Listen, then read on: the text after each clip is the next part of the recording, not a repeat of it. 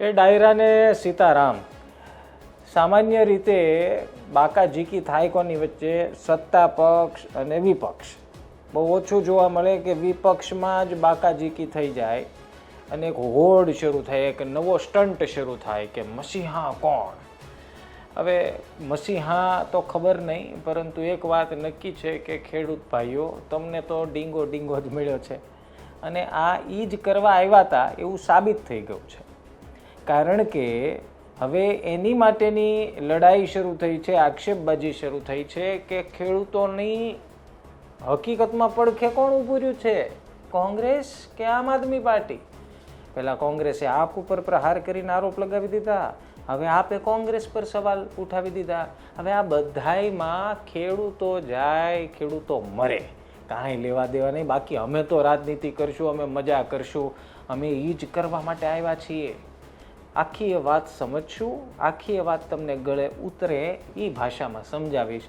જો તમે સમજી જાઓ તો તમે પહેલાંની જેમ અત્યારે પણ મહાન જ રહેશો, અને જો ન સમજ્યા તો સમજવાનો ટ્રાય કરજો. નિષ્કર્ષ તમે જોઈ રહ્યા છો. મારું નામ નિશિત રાજ્યગુરુ છે.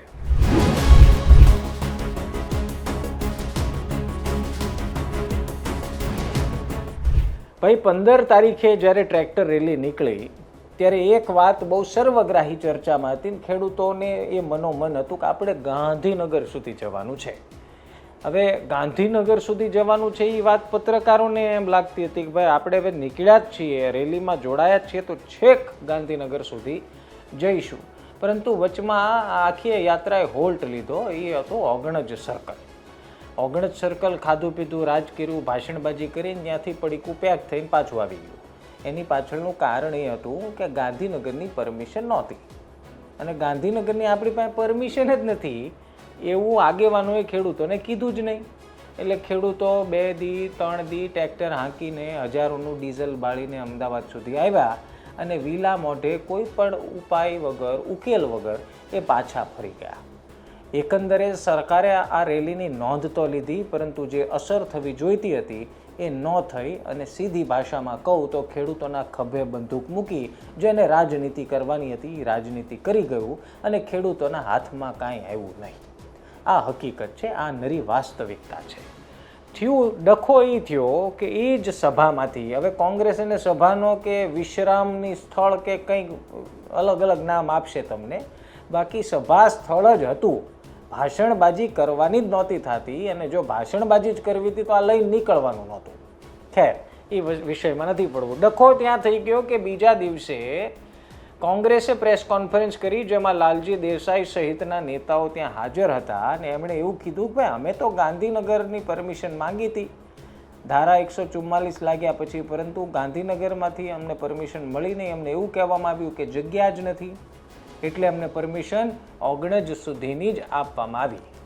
હવે આ બધા વચ્ચે કોંગ્રેસે નિષ્ફળતાનો આરોપ આમ આદમી પાર્ટી ઉપર નાખ્યો. પંકજ રાણસરિયા સહિત આમ આદમી પાર્ટીના નેતાઓ પણ આવ્યા હતા. હવે પાછું એ નોંધવા જેવું એ છે, આમ આદમી પાર્ટીના મોટા નેતાઓએ એવું કીધું કે અમે આવશું નહીં, પણ આમ આદમી પાર્ટીના નેતાઓ ખેડૂત પુત્રો છીએ એમ કરીને આવ્યા તો હતા જ, અને આમ આદમી પાર્ટીની હાજરી તો હતી જ. પરંતુ હવે તમે પૂછવા જાઓ તો કે ના ના, હું આમ આદમી પાર્ટીનો નેતા નહીં, ખેડૂત પુત્ર તરીકે આવ્યો છું. એટલે આવી બધી વાતો કરતાં કરતાં આમ આદમી પાર્ટીના નેતાઓ તો આવ્યા હતા. મોટા નેતાઓ ભલે તમે ન જોયા હોય, પરંતુ બાકી જે ચહેરાઓ ખેડૂત આંદોલનમાં ઊભા થયા એ બધા આવ્યા હતા. જે તે જિલ્લામાં જે એક્ટિવ છે અથવા તો એક્ટિવ હતા એ બધા આવ્યા હતા. કોંગ્રેસે આમ આદમી પાર્ટીના નેતા પર આરોપ નાખ્યો. આમ આદમી પાર્ટીના નેતાથી સહન ન થયું કે આમ આદમી પાર્ટીના નેતાએ બગાડ્યું ને એમણે બધું ભાજપની બી ટીમ તરીકે કામ કર્યું ને આવા બધા ભારે ભરખમ 50-50 કિલોના આરોપ આમ આદમી પાર્ટી ઉપર નાખ્યા. આમ આદમી પાર્ટીના જ હવારના ઉઠતા એમ થયું કે આપણી ઉપર આરોપ નાખ્યા. ખેડૂતોનો પ્રશ્ન ઘેરે ભેગો થયો. આપણે ઉપર આરોપ નાખ્યા એટલે આપણે ચોખવટ કરો, સામે ચેલેન્જ ફેંકો અને સાબિત કરી દો કે મસીહા આપણે છીએ, તમે નહીં. આમ આદમી પાર્ટીએ પ્રેસ કોન્ફરન્સ કરી કોંગ્રેસને સવાલ પૂછી લીધો કે ભાઈ તમે તો ગાંધીનગરની પરમિશન જ નહોતી માંગી, અને માંગી હોય તો કાગળ જાહેર કરો. એમનો એકંદરે આરોપ ભલે રહ્યો, પરંતુ મુદ્દો તો સાચો જ છે ને ભાઈ. કોંગ્રેસના નેતા તો એવું કહે છે કે અમે પરમિશન માંગી હતી, અને સરકારી તંત્રમાં પરમિશન માંગી હતી એટલે નાય તે તમને કંઈક લેખિતમાં જ પાડી હશે ને કે ભાઈ પરમિશન તમને આપવામાં આવતી નથી કારણ કે જગ્યા 100 નથી, તો એ કાગળ કોંગ્રેસ જાહેર કરશે એવું લાગે છે, કારણ કે બહુ મોટો આરોપ છે. અને જો એ આરોપ સાચો સિદ્ધ થઈ જાય અને કાગળ જાહેર ન કરી શકે તો એનો સીધો મતલબ એ થાય કે કોંગ્રેસને ખબર હતી, કોંગ્રેસે પરમિશન ગાંધીનગરની માંગી જ નહોતી અને ખેડૂતોને મૂર્ખ બનાવ્યા, આવું સાબિત થઈ શકે. અને બીજી તરફ રહ્યું આમ આદમી પાર્ટી. હવે આમ આદમી પાર્ટી ઉપર આરોપ લાગ્યા પછી હવે એ શરૂઆત થઈ ગઈ છે નવા પોલિટિકલ સ્ટન્ટની કે આખરે ખેડૂતોના મસીહા કોણ છે, ઉપાય શોધવાના કોઈ પ્રયાસ નથી કરવાના, ભાષણબાજી કરવાની છે, જોર જોરથી બોલવાનું છે, મજેદાર બોલવાનું છે, ખેડૂતોને મજા આવે એવું બોલવાનું છે, ખેડૂતોનો ઉત્સાહ વધારવાનો છે, અને જ્યારે ઉકેલની વાત આવે ત્યારે પછી રાજનીતિ કરવાની છે. જેતપરના ખેડૂતોએ નક્કી કર્યું છે કે ભાઈ એક પણ રાજકીય નેતા અમારા ગામમાં જો એને બહુ સારું કર્યું, આ તમારે પહેલાં કરવાનું હતું, તો આ બધા તમારા ખભે બંદૂક ફોડીને પોતાના રાજકીય રોટલા શેકી ગયા ન હોત અને આપણા રોટલા અભડાવી ગયા ન હોત. મૂળ વિષય તો એ છે. પરંતુ જે થયું એ હવે મૂળ વિષય એ છે કે ખેડૂતોને જે પૂરતું વળતર આપવાની માંગ છે એને લઈને પ્રેશર કેવી રીતે ઊભું થશે અથવા તો એનો ઉકેલ કેવી રીતે આવશે. એક વાત પણ એ નરી સત્ય છે કે રાજનેતાઓના આવવાથી ખેડૂતોના મુદ્દાને વધુ ભાર મળ્યો છે. અહીંયા પ્રશ્ન એ નથી કે રાજનેતાઓએ આવવું જ ન જોઈએ, ખેડૂતોના મસીહા બનવા જ ન જોઈએ, ખેડૂતોની પડખે ઊભું રહીને ભાષણબાજી કરવી જ ન જોઈએ. ના, કરવી જ જોઈએ. તો જ એ વિરોધ પક્ષનું સાચું કામ છે અને તો જ એ મુદ્દાના વજન મળશે અને એ મુદ્દો સરકાર ઉપર પ્રેશર ક્રિએટ કરશે. પણ કહેવાનો મતલબ કોરી પાર્ટી છે, તમે રાજનીતિ કરવા આવ્યા છો તો રાજનીતિ કરો, એમાં કોઈ વાંધો નથી, પણ પછી મૂર્ખ બનાવવાના ધંધા બંધ કરી દો, પોતાના રાજકીય રોટલા શેકવાનું બંધ કરી દો. જો ખેડૂતોને ન્યાય અપાવવાની જ વાત હતી તો રેલી ગાંધીનગર પહોંચવી જોઈતી હતી. પછી એમાં વિઘ્ન ઊભા કરનારા ગમે એટલા હોય અને પરમિશનના નાટક ગમે તેટલા હોય. ગાંધીનગરનો વાયદો હતો તો ખેડૂતોની આ ટ્રેક્ટર રેલી ગાંધીનગર પહોંચવી જોઈતી હતી. સરકારે પરમિશન નહોતી આપી એટલે એ તો તંત્ર એનું કામ કરવાનું જ હતું, પોલીસને એમનું કામ કરશે જ અને એ કાયદાની રૂહે એને કરવું જ જોઈએ. પરંતુ પરમિશન માટે પ્રયાસ જ થયા નહીં તો એનો મતલબ એ થયો ઉતાવળે નિર્ણય લીધો અને ઉતાવળે હૈશો કરીને બધા આવી ગયા અને પછી નુકસાની તો ખેડૂતોને ગઈને. હવે એવી જ ઘટના 30 તારીખની છે, આ યાદ રાખજો.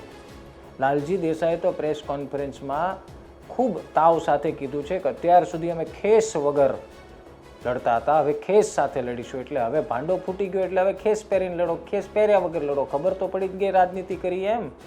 પરંતુ સારી વાત એ છે કે હવે એમણે કહી દીધું 30 તારીખે તો અમે ખેસમાં જઈશું, એટલે હવે એમાં કોઈ અસમંજસતા છે નહીં. સવાલ એ છે કે બ્લુ પ્રિન્ટ આવશે, મિટિંગો થશે, બધું ક્યારે થશે. એમ તો કીધું છે કે ભાઈ સોમવારથી અમે શરૂ કરીશું અને જિલ્લા પ્રમાણે અમે ચક્કાજામ કરીશું, પરંતુ આ તો રાજકીય ચક્કાજામ થઈ ગયો. આમાં ખેડૂતોના ફાયદાની વાત ક્યાં છે? આમાં તો ખેડૂતોના મસીહા બનવાની વાત છે, ખેડૂતોના નામ લઈને મોટા રાજકીય પક્ષને મોટા રાજકીય નેતા બની જવાની વાત છે.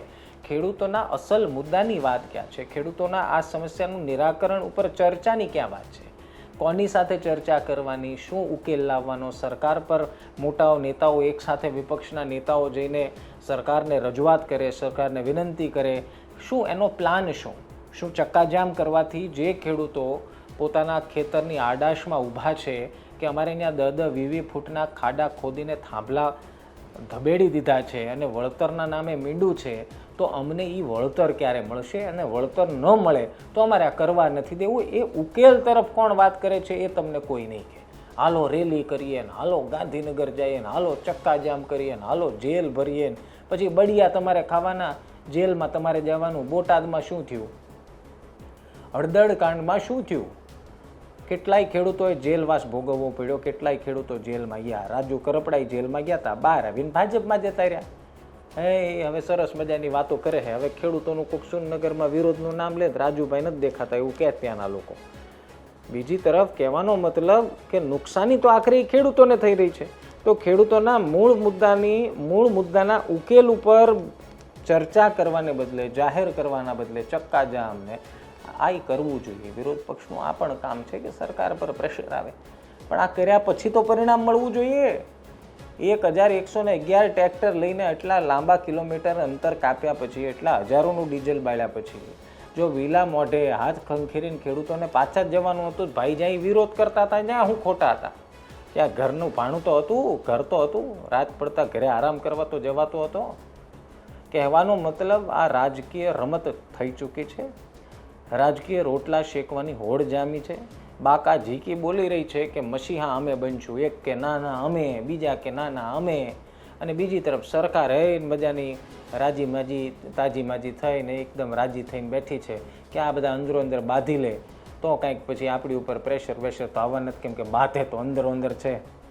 કહેવાનો મતલબ સરકારે તો અભિગમ સારો દાખવ્યો કે ન દાખવ્યો એ પછીનો મુદ્દો, પણ કહેવાનો મતલબ આ આખાઈ તે રાજકીય રમતના અખાડામાંથી બહાર નીકળીશું અને સરકાર પર પ્રેશર કરીશું તો સરકાર ઝૂકશે ને તો સરકાર સાંભળશે ને.